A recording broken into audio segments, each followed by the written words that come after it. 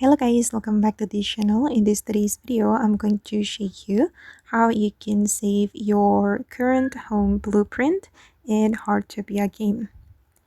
Okay, let's get into it guys. First of all, you need to go to the blueprint menu and then you're going to select the empty blueprint and select import and select current home since we want to save the current home blueprint, and then select import and choose one preview image. I'm gonna choose this one, and then you're going to name your blueprint, and I'm going to name it cozy home for instance, and click on OK and confirm creation.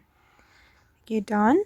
And saving the current home blueprint will be so helpful guys if you want to create new house and then you want to go back to your previous house.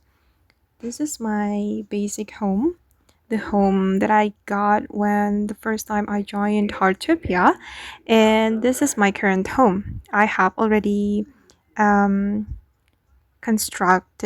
reconstruct my home in Heartopia. Okay guys, and that's how you can save your current home blueprint in Heartopia. I hope this video will be useful for you. Thank you so much for watching and bye.